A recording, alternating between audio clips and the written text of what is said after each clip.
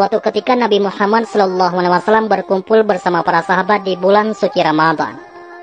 Beliau SAW terlihat tersenyum sendiri. Lalu ditanya oleh para sahabat, "Apa yang membuat engkau tersenyum, wahai Rasulullah?"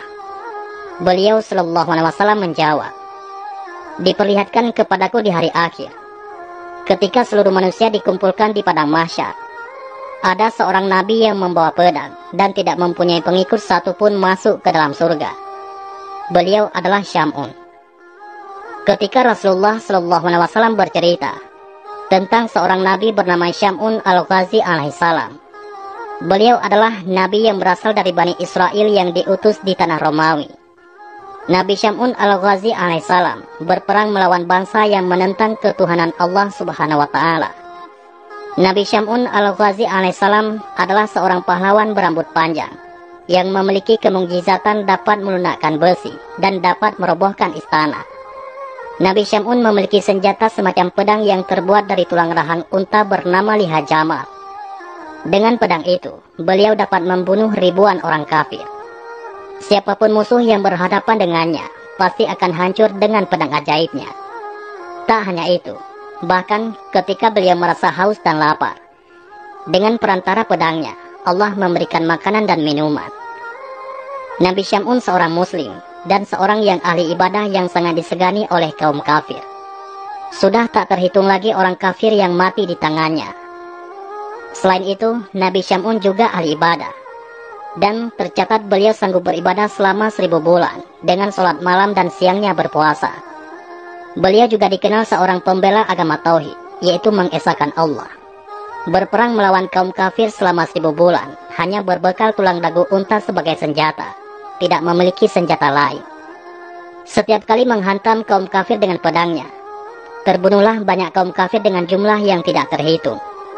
Dengan hanya bersenjatakan tulang rahang seekor unta yang dibentuk menyerupai sebuah pedang pendek yang tajam, Nabi Syam'un berperang melawan bangsa yang menentang Allah Subhanahu wa Ta'ala dengan penuh keberanian dan selalu dapat mengalahkan mereka.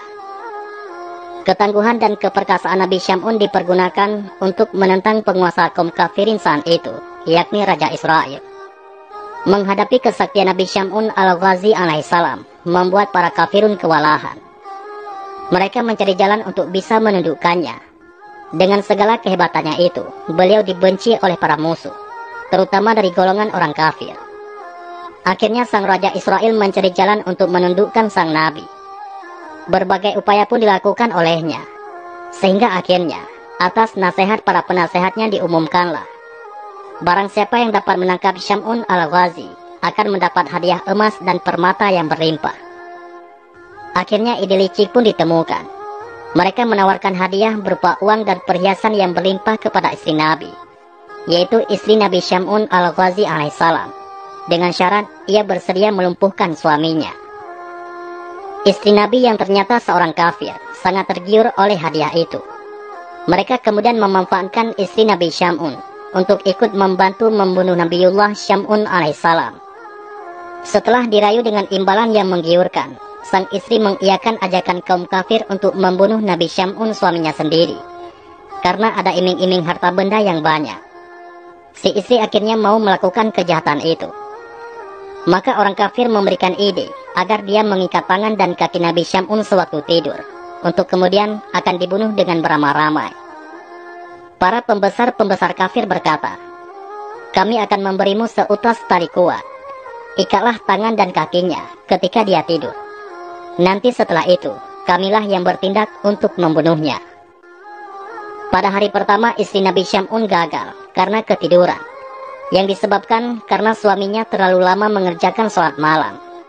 Lama waktunya itu, sehingga membuat istri Nabi Syam'un tak kuasa menahan kantuk yang amat sangat.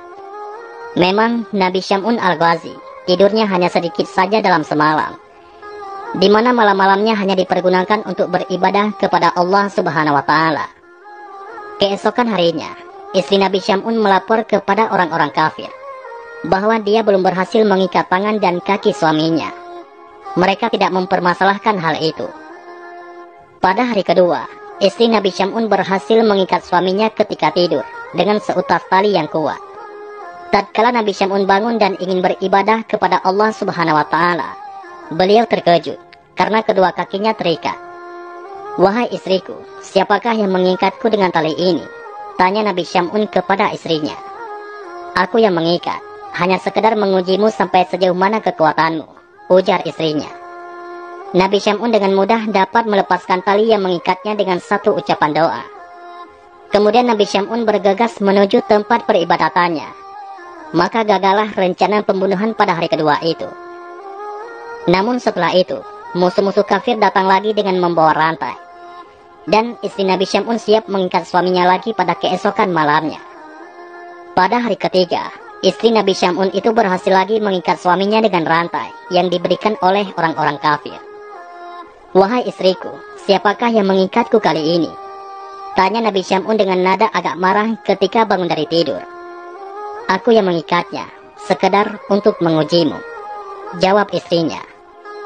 Namun, sekali hentakan, Nabi Syam'un dapat menghancurkan rantai tersebut. Lalu Nabi Syam'un segera menarik tangannya dan memotong rantai itu. Kemudian istrinya pun segera membujuk suaminya agar mau menceritakan rahasia kekuatan tubuh yang dimiliki suaminya. Akhirnya Nabi Syam'un bercerita juga, jika sebenarnya beliau adalah seorang wali dari sekian banyak wali Allah yang hidup di dunia ini. Syam'un berkata, "Wahai istriku, aku adalah wali di antara wali Allah, yakni kekasih Allah. Segala perkara dunia ini tidak ada yang sanggup mengalahkan diriku. Aku punya rambut panjang ini. Ketahuilah bahwa tidak ada seorang pun yang mampu mengalahkanku dalam perkara dunia kecuali rambutku ini." Jelas Nabi Syam'un al-Ghazi alaihissalam kepada istrinya. Nabi Syam'un memang memiliki rambut yang panjang, dan panjangnya digambarkan bahwa ujung rambutnya akan menyentuh tanah saat Nabi Syam'un berdiri. Karena sudah mengetahui kelemahan suaminya, akhirnya pada saat Nabi Syam'un tidur, mulailah istrinya mengikat tangan Nabi Syam'un dengan 4 helai rambutnya, dan mengikat pula kakinya dengan 4 helai rambut milik Nabi Syam'un, sementara beliau tetap dalam tidurnya. Setelah bangun, Nabi Syam'un bertanya, "Wahai istriku, siapakah yang mengikatku ini?" "Aku, untuk mengujimu," jawab istrinya yang mulai ketakutan. Setelah itu Nabi Syam'un berusaha dengan sekuat tenaga untuk melepaskan ikatan itu. Namun, beliau tidak berdaya untuk memotongnya. Si istri langsung saja memberitahukan kepada kaum kafir tentang hal ini. Nabi Syam'un alaihissalam lalu dibawa ke istana ke hadapan raja para kafirun. Lalu diikat pada tiang istana dan dipertontonkan kepada khalayak istana. Mulailah mereka memotong kedua telinga, bibir, kedua tangan dan kakinya. Tidak hanya itu, Nabi juga disiksa dengan dibutakan kedua matanya. Mereka menyiksa Nabi dengan tujuan agar beliau mati secara perlahan-lahan. Istrinya yang jahat ikut pula menyaksikan penyiksaan tersebut tanpa rasa belas kasihan sedikit pun. Begitu hebatnya siksaan tersebut, membuat Allah Subhanahu wa Ta'ala lewat perantaraan malaikat Jibril berbicara dengan suaranya yang hanya bisa didengar oleh Nabi Syam'un alaihissalam. "Wahai Syam'un, apa yang engkau inginkan? Aku akan menindak mereka." Nabi Syam'un menjawab, "Ya Allah, berikanlah kekuatan kepadaku hingga aku mampu menggerakkan tiang istana ini, dan akan kuhancurkan mereka dengan kekuatan darimu ya Allah. Bismillah, la haula wa la quwata illa billah." Doa Nabi Syam'un al-Ghazi alaihissalam dikabulkan Allah Subhanahu wa Ta'ala. Allah Subhanahu wa Ta'ala memberi kekuatan kepada Nabi Syam'un yang kekuatannya tidak bisa dibayangkan dan melebihi kekuatan dari rambutnya sendiri. Maka dengan seizin Allah, Nabi Syam'un al-Ghazi alaihissalam menggoyangkan tiang istana tersebut. Nabi Syam'un hanya beringsut sedikit saja, putuslah tali rambut itu. Bahkan tiang itu pun rubuh menimpa raja kafir bersama seluruh khalayak istana, termasuk istrinya yang durhaka, dan orang-orang yang telah menyiksanya. Tiangnya juga ikut roboh dan hancur. Istana yang dijadikan tempat pembantaian itu juga turut hancur, dan atapnya menimpa orang-orang kafir dan semuanya mati. Hanya Nabi Syam'un sendiri yang selamat. Lalu Allah mengembalikan seluruh anggota badan yang telah terpotong, dan menyembuhkan segala yang beliau rasa sakit itu. Setelah peristiwa itu, Nabi Syam'un al-Ghazi alaihissalam bersumpah kepada Allah Subhanahu wa Ta'ala akan menembus semua dosanya dengan berjuang menumpas semua kebatilan dan kekufuran selama 1000 bulan tanpa henti. Nabi Syam'un menyibukkan diri dalam beribadah kepada Allah Subhanahu wa Ta'ala. Malam hari dilalui dengan memperbanyak sholat malam, sedangkan siangnya beliau berpuasa. Nabi Syam'un menjalankan ibadahnya selama 1000 bulan hingga ajalnya tiba. Setelah mendengar kisah Nabi Syam'un al-Ghazi alaihissalam, para sahabat Rasulullah SAW menangis terharu. Lalu para sahabat bertanya kepada Rasulullah SAW, "Ya Rasulullah, tahukah baginda akan pahalanya?" Rasulullah SAW menjawab, "Aku tidak mengetahuinya."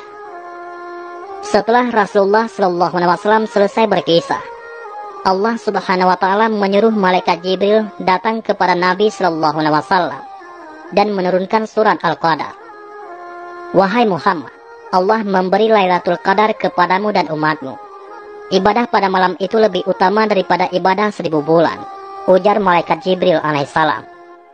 Allah Subhanahu wa Ta'ala berfirman dalam surat Al-Qadar ayat 1-5, "Sesungguhnya kami telah menurunkannya Al-Quran pada malam kemuliaan. Dan tahukah kamu apakah malam kemuliaan itu? Malam kemuliaan itu lebih baik dari 1000 bulan. Pada malam itu turun malaikat-malaikat dan malaikat Jibril dengan izin Tuhannya untuk mengatur segala urusan. Malam itu penuh kesejahteraan sampai terbit fajar." Quran Surat Al-Qadar ayat 1-5. Mendengar berita itu, Rasulullah SAW menyuruh sahabat-sahabatnya untuk berburu malam Lailatul Qadar, agar mendapat pahala seperti yang Allah berikan kepada Nabi Syam'un al-Ghazi alaihissalam.